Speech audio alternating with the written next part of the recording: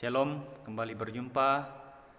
Kita patut mengangkat syukur kepada Tuhan karena pada saat ini kita masih diberikan nafas kehidupan sehingga kita boleh ada sebagaimana kita ada pada saat ini. Orang tua serta saudara-saudara yang sama dikasihi Tuhan, ada firman Tuhan yang akan kita renungkan bersama-sama. Dan sebelumnya mari kita berdoa untuk meminta kekuatan kepada Tuhan. Mari kita berdoa. Ya Allah yang bertahta dalam kerajaan surga, terima kasih untuk setiap berkat-Mu dalam kehidupan kami. Terima kasih untuk penyertaan-Mu yang selalu kami rasakan dalam kehidupan kami. Pada saat ini Tuhan, ada firman-Mu yang akan kami dengarkan bersama-sama, akan kami renungkan bersama-sama. Namun sebelumnya Tuhan, kami mohon tuntunan Roh Kudus-Mu, agar firman-Mu ini boleh kami pahami dan kami praktekkan di dalam kehidupan kami. Bersabdalah Tuhan, karena kami telah siap sedia mendengarkan firman-Mu. Firman Tuhan yang akan kita renungkan bersama-sama pada saat ini terambil dari kitab Injil Matius pasal 16 ayat 5 sampai 12. Saya akan bacakannya untuk kita semua. Pada waktu murid-murid Yesus menyeberang danau, mereka lupa membawa roti. Yesus berkata kepada mereka, "Berjaga-jagalah dan waspadalah terhadap ragi orang Farisi dan Saduki." Maka mereka berpikir-pikir, dan seorang berkata kepada yang lain, "Itu dikatakannya karena kita tidak membawa roti." Dan ketika Yesus mengetahui apa yang mereka perbincangkan, ia berkata, "Mengapa kamu memperbincangkan soal tidak ada roti? Hai orang-orang yang kurang percaya. Belum juga kamu mengerti? Tidakkah kamu ingat akan 5 roti untuk 5.000 orang itu, dan berapa bakul roti kamu kumpulkan kemudian? Atau akan 7 roti untuk 4.000 orang itu, dan berapa bakul kamu kumpulkan kemudian? Bagaimana mungkin kamu tidak mengerti bahwa bukan roti yang kumaksudkan? Aku berkata kepadamu, waspadalah terhadap ragi orang Farisi dan Saduki." Ketika itu barulah mereka mengerti bahwa bukan maksudnya supaya mereka waspada terhadap ragi roti, melainkan terhadap ajaran orang Farisi. Sedemikian jauh firman Tuhan. Yang disebut berbahagia adalah kita yang senantiasa mendengarkan dan melakukan firman Tuhan dalam kehidupan kita. Orang tua serta saudara-saudara sekalian, kita akan bersama-sama merenungkan firman Tuhan. Ketika kita melihat situasi pada saat ini, situasi dunia pada saat ini, kita menyaksikan bahwa ada banyak hamba-hamba Tuhan atau pendeta yang menjual agama untuk kepentingan mereka sendiri. Mengapa saya mengatakan demikian? Karena ini adalah sesuatu yang benar-benar terjadi dalam kehidupan orang percaya. Ada pendeta yang menjanjikan kesembuhan dan keberhasilan kepada anggota jemaatnya. Bahkan ada pendeta yang menjual sesuatu barang kepada jemaatnya dan mengatakan bahwa ini bisa mendatangkan kesembuhan kepada anggota jemaatnya. Dan bahkan masih banyak kasus-kasus yang lain. Sehingga ini membuat orang-orang percaya berpikir bahwa dunia pada saat ini dipenuhi dengan orang-orang yang menggunakan agama untuk kepentingan mereka sendiri. Dan pada saat ini kita akan belajar bagaimana tanggapan Tuhan Yesus terhadap pengajaran-pengajaran yang sesat yang dapat menyesatkan orang-orang percaya. Dalam pembacaan kita tadi diceritakan suatu ketika Tuhan Yesus dan murid-muridnya sedang menyeberangi suatu danau. Dan kemudian di perjalanan itu Tuhan Yesus kemudian berkata kepada murid-muridnya dalam ayat yang ke-6, Yesus berkata kepada mereka, "Berjaga-jagalah dan waspadalah terhadap ragi orang Farisi dan Saduki." Yesus mengatakan kepada murid-muridnya bahwa waspadalah dan berhati-hatilah terhadap ragi orang Farisi dan Saduki. Ketika kita mendengarkan firman ini, kemudian kita berpikir, mengapa Tuhan menyuruh murid-murid untuk berhati-hati terhadap ragi orang Farisi dan Saduki? Orang Farisi dan orang Saduki adalah kedua aliran atau sekte dalam agama Yahudi di mana mereka ini atau dua golongan ini memiliki peranan yang penting. Orang Saduki sebagian besar adalah orang-orang yang berpengaruh dalam baik itu dalam pemerintahan maupun dalam bidang agama. Kebanyakan dari orang-orang Saduki ini adalah imam-imam kepala atau imam-imam besar di bait Allah. Sedangkan orang-orang Farisi ini adalah golongan yang memiliki pengaruh di kalangan masyarakat Yahudi. Mereka mempercayai firman Tuhan, tetapi di samping itu mereka juga mempercayai tradisi-tradisi dan tetap melakukannya. Mereka menganggap bahwa tradisi nenek moyang dan firman Tuhan itu adalah sejajar dan harus dilakukan.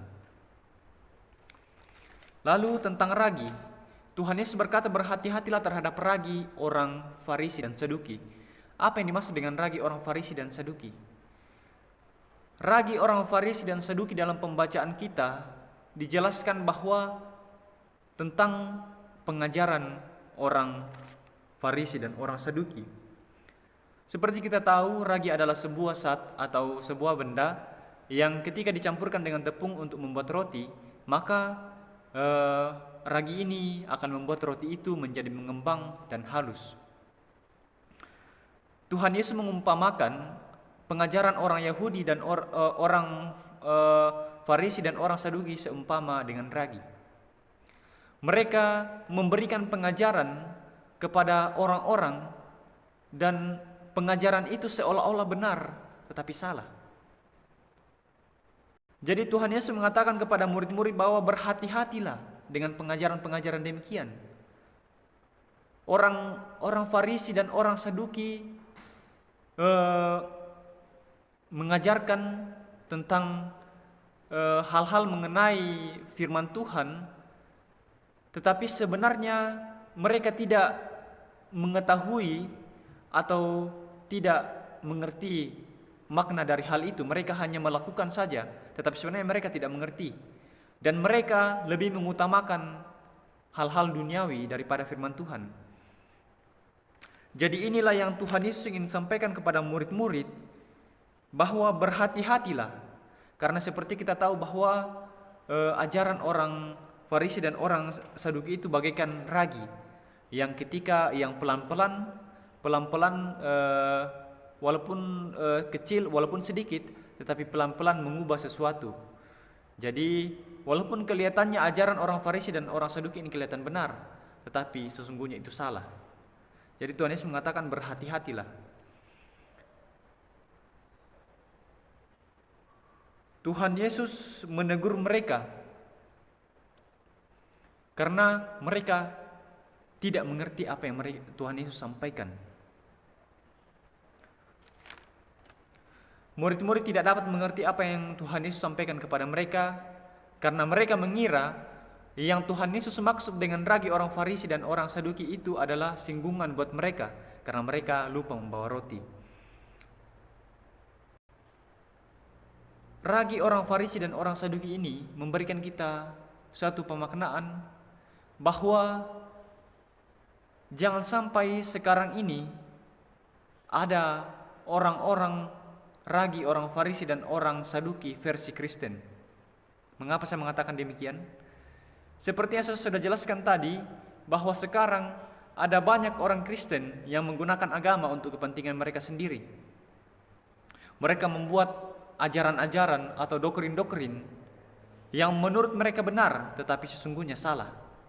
Contohnya, ada banyak pendeta yang mengatakan bahwa dia sudah pergi ke surga dan dia sudah berbicara dengan Tuhan Yesus, dan Tuhan Yesus menginginkan agar dia menyampaikan hal ini kepada anggota jemaatnya.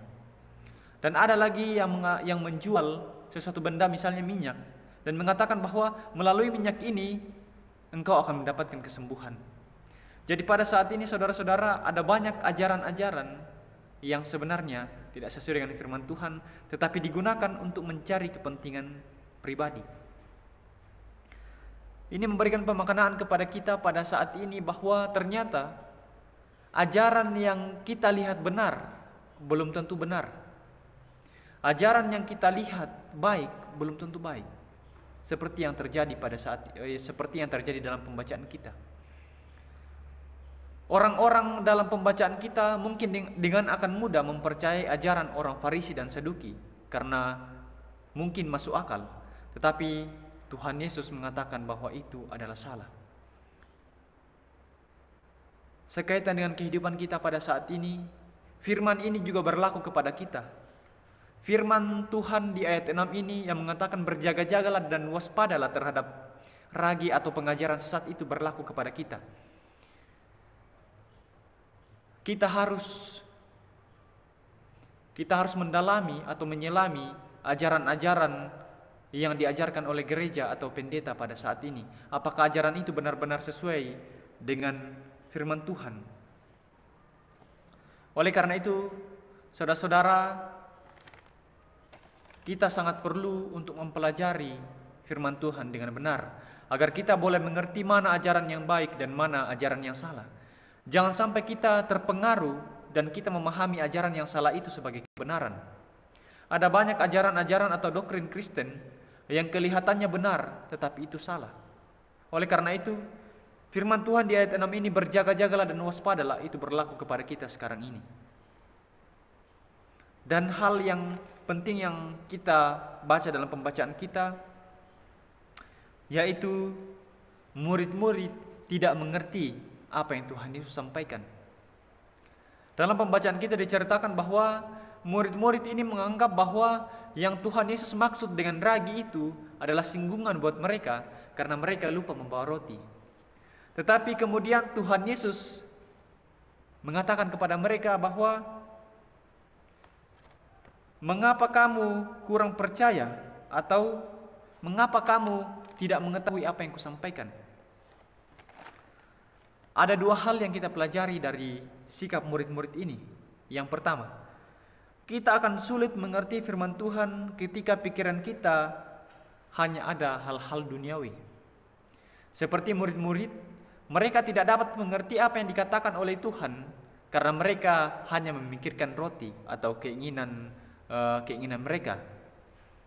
Mereka tidak mudah menangkap apa yang Tuhan Yesus sampaikan karena di dalam pikiran mereka hanya ada roti untuk mereka makan. Dalam cerita ini kita mengetahui bahwa murid-murid sudah sekian lama bersama Tuhan Yesus.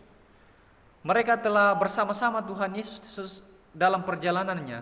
Tetapi ketika Tuhan Yesus memberikan pengajaran kepada mereka, mereka tidak mengerti apa yang Tuhan Yesus sampaikan. Ini juga menjadi perenungan bagi kita bahwa apakah kita sudah mengerti betul-betul apa yang Tuhan sampaikan di dalam firman-Nya? Kita sudah sering sekali membaca firman Tuhan, tetapi kita tidak mendalaminya.